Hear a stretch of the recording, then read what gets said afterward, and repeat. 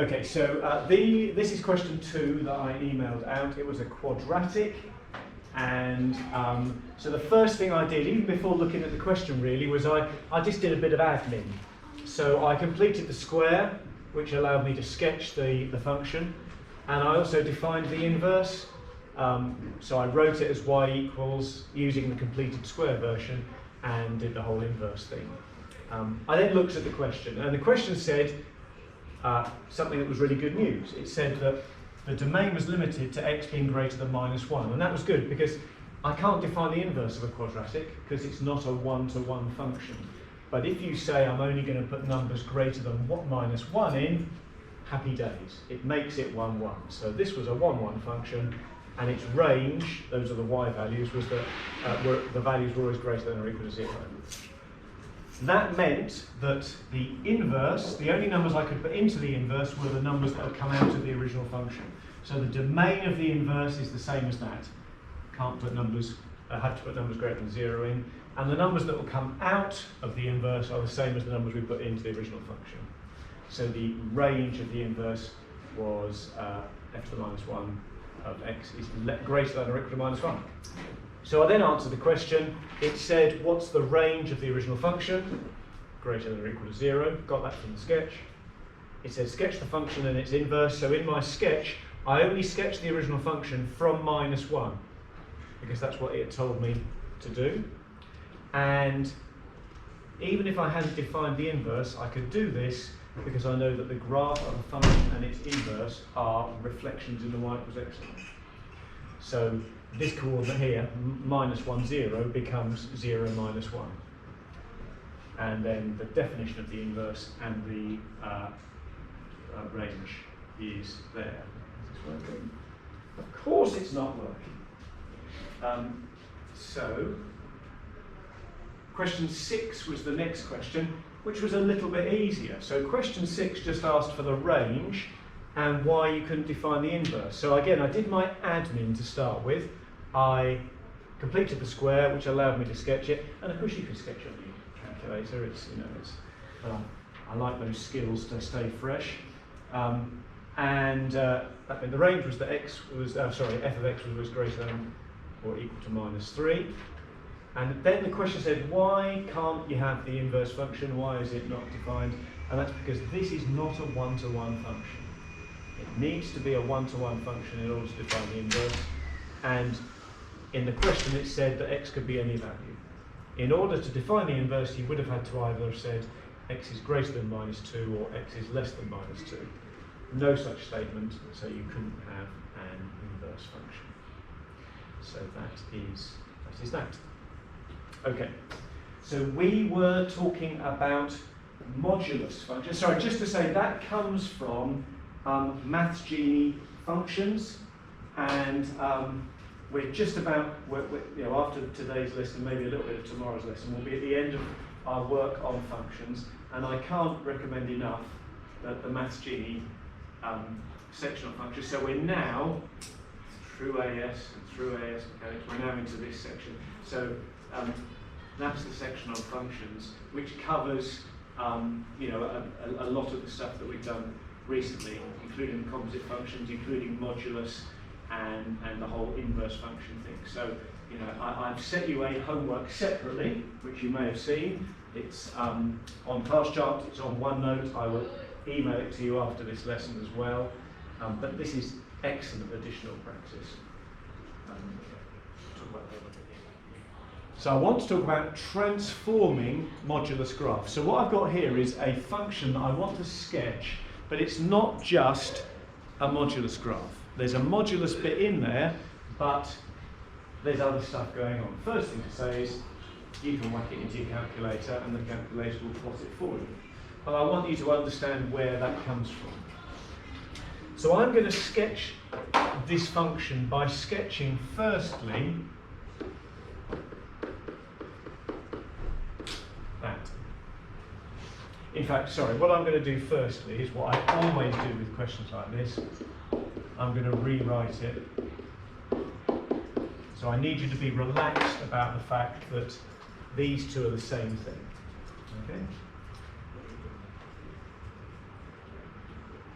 So I'm going to sketch that in a minute, which I'm fairly sure I can do. I'm then going to sketch that, where I've multiplied the whole function by -1. I remember that that's whole function, so that's always in this direction. So that's a reflection when you multiply the whole function by -1. So it's going to flip it in this direction, flip it in the x-axis. I'm then going to sketch this, where I've multiplied that new function, I've multiplied it by 2. Whole function multiplied by 2 again, so that's going to be a stretch with scale factor 2 in this direction. Up and down either side of the x-axis. Points on the x-axis won't move. I'm then going to sketch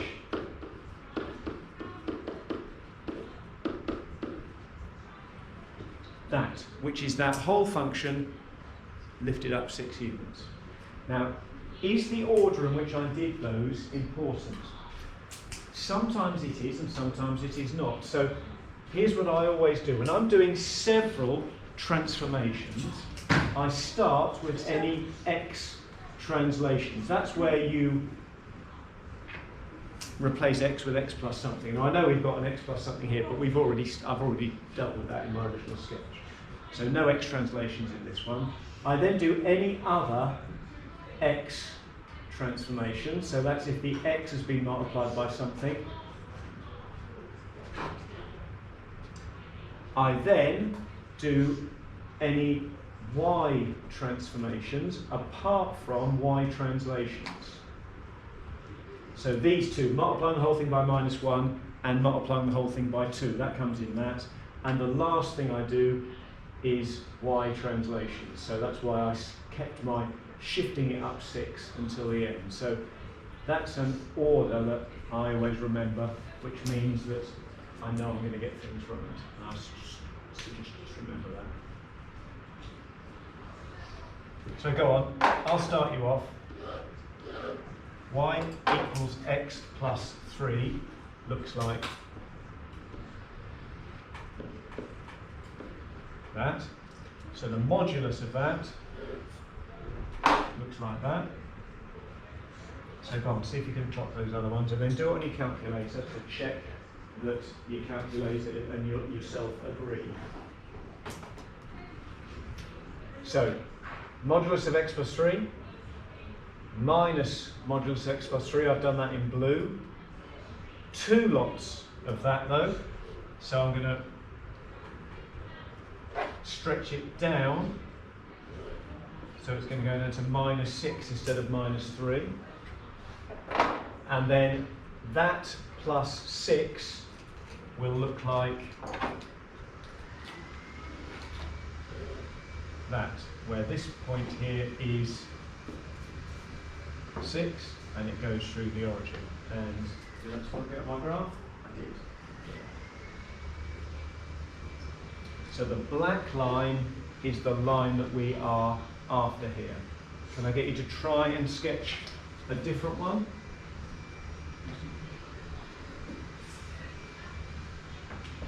Have a go at sketching that one. There's only 2 steps with that one, so that might be a little bit easier. Right, so I'm hoping that you started with the modulus of x minus 3, so that would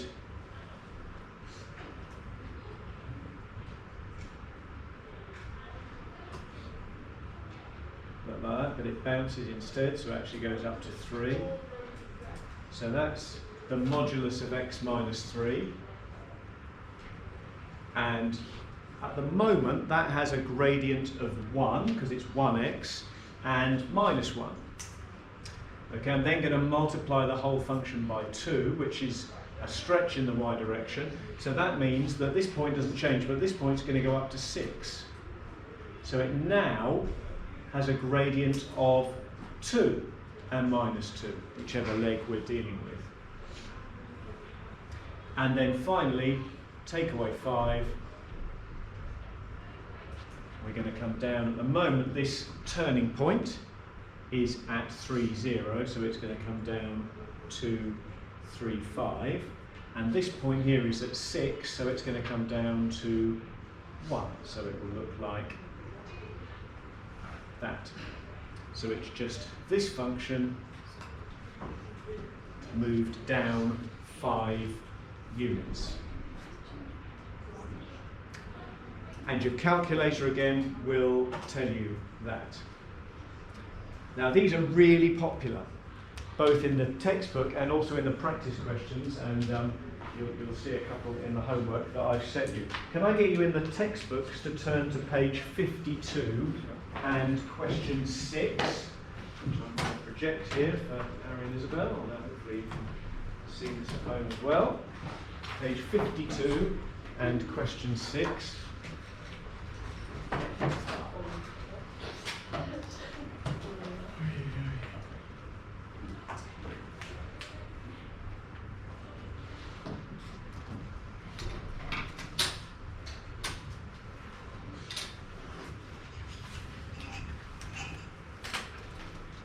The first thing to say about these questions is they look horrible.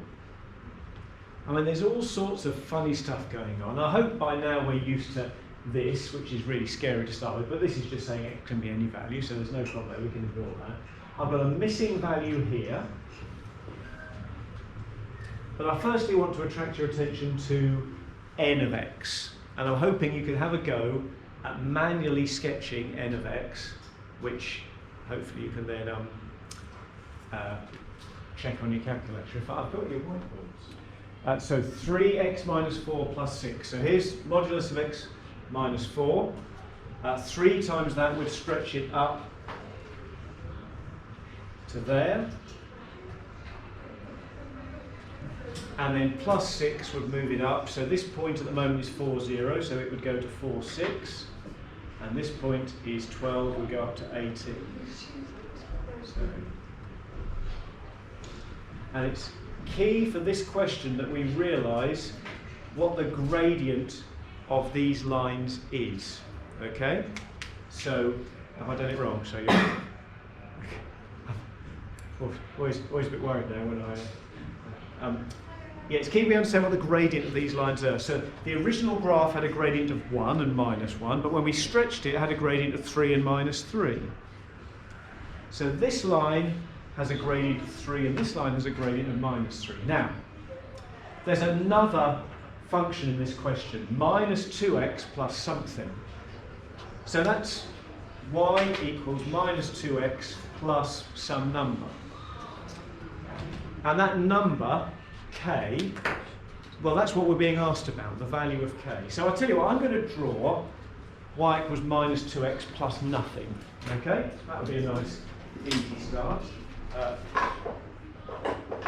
Right, in red, I'm going to draw the line, the minus 2x plus nothing line. Now that's got a gradient of 2, so it's going to go through there, and by the time I get to 4, it will go through 8, so it's going to go like that. Minus 2x. Thank you, sorry.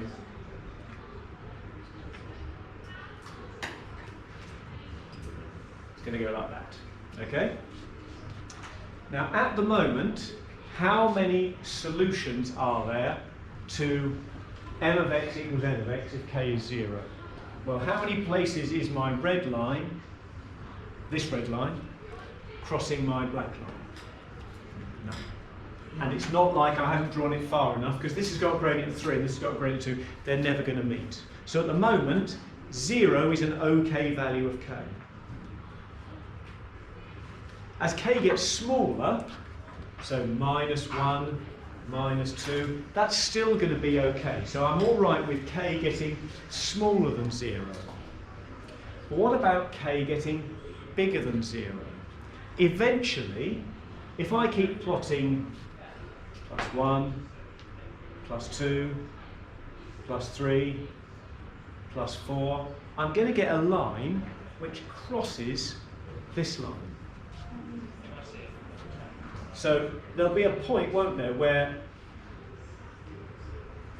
my y equals minus 2x plus something line touches this line once, and then as k gets bigger, as this value gets bigger, it's going to touch it twice, and from that point onwards there'll always be 2 solutions. I want there to be no solutions. So what I need to know is, what's this value here, this value of k here, which is the first value I'm not allowed? Because if I can work out that value, I know that k has to be less than that. So what I'm basically doing is I've drawn on my graph the first red line that isn't allowed. And I want to know what the equation of that line is. And I know that this value here is going to be k, because in a y equals mx plus c graph, that number is where it crosses the y-axis. So how can I work out this value here? Well, there's a couple of ways. I mean, we could use just sort of counting squares, because I know that this coordinate here is 4, 6, and this line has got a gradient of -2. So every time I go backwards 1 unit, I know the line's going to go up 2. So I could work out that value quite easily. So I know that going backwards 4, the line's going to go up 8. So I know that k is 14. So I know that y equals -2x plus 14. So this is 4, 6. So if I go backwards 4, and this line's got a gradient of -2, it'll go up 8. Happy? K's below 12. Sorry? K's below 12. We're not told that k is below 12. Oh, sorry. Right, that's just my bad. Okay, so it's just yeah, sorry, it's my bad. I was really confused. Yeah, sorry. The other way to do it is to use a technique that we learnt in Year 12. I'm trying to work out the equation of that line. I know two things about it. I know its gradient is -2, and I know it goes through the point 4, 6.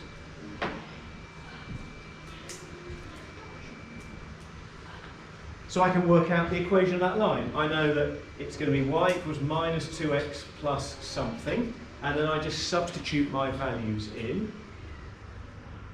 So y is 6 and x is 4. So I get the same answer.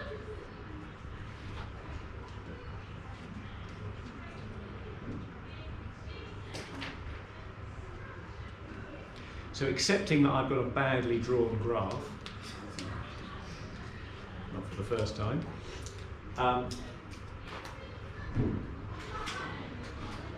this is the first line that doesn't give you no solutions. So if I have to have no solutions, k has to be less than that number, because any line below that won't cross my original black modulus graph. So the answer to the question is k has to be less than 14. Now, that's a really hard question, all right?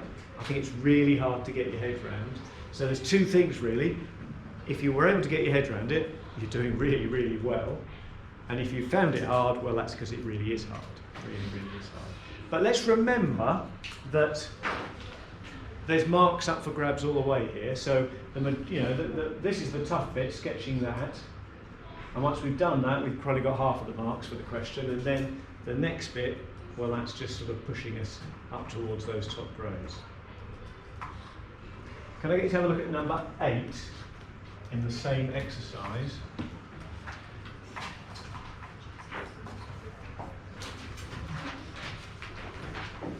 And we're just going to do A and D. A and D. So start off, they've sketched it for you. So just because we're practicing this whole sketching thing, see if you can get that from this, all right? Multiplying the whole function by 2/3, well, that's like multiplying the whole function by 2. By 2 stretched it up by 2, 2/3 is going to squeeze it down a bit. So this is my original modulus function. Multiplying it by 2/3 actually squashes it down a little bit. So that's 2/3, and then taking away 7, we'll just move it down 7. So at the moment, that point is 1, 0, so that's going to go down to 1 minus 7. and this point is 2/3, so that's going to go down to minus 6 1/3. So I'm going to draw that in red.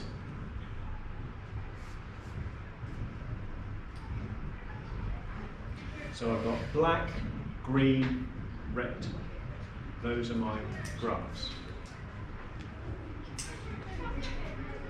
So the range of h, this function we've plotted, it's always greater than -7. Greater than or equal to -7. Now part D I think is badly worded, because you could say, well, they've redefined h of x. Now what they're asking you is, this is the function we've just sketched, h of x. For what values of k does that equal that have no solutions? That's what they're asking in part D. H of x is the function we've just sketched, and this is another straight line. It's another straight line with a missing value, and this time its gradient is 2/3. I'm going to rub out my 2 lines from earlier here.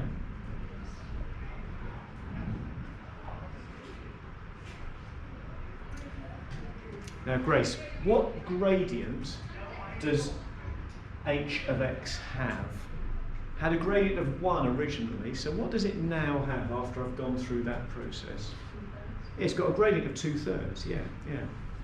George, what gradient is the straight line that I'm about to draw?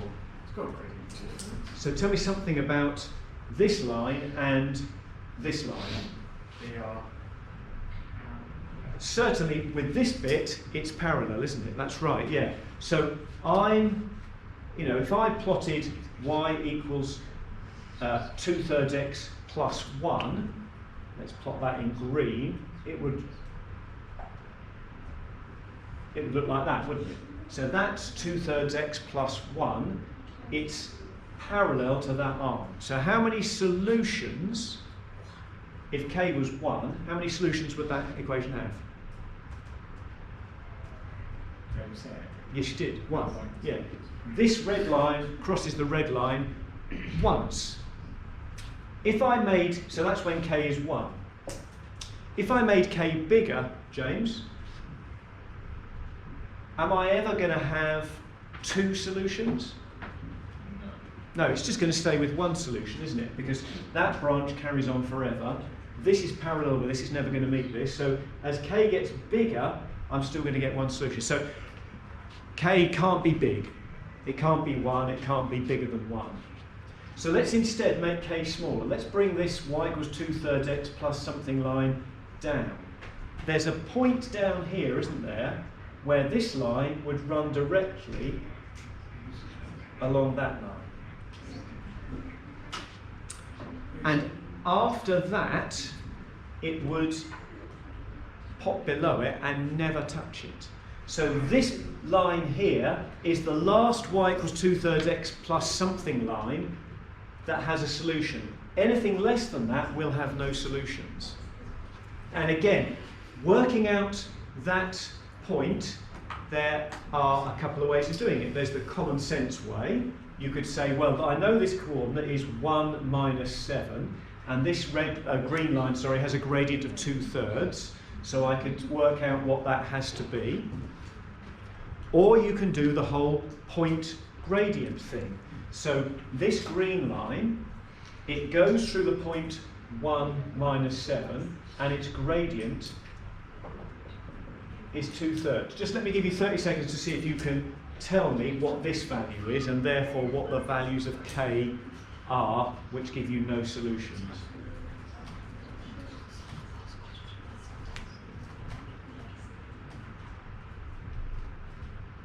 So you've either got the common sense approach that says going from here to here I'm going backwards 1 unit and I know the gradient of the green line so I can work out that point, or you've got the whole point gradient approach.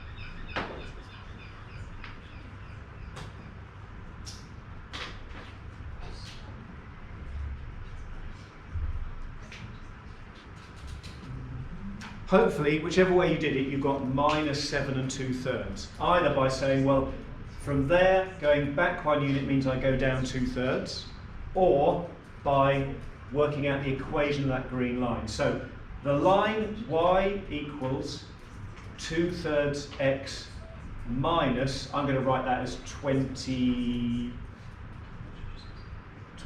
thirds.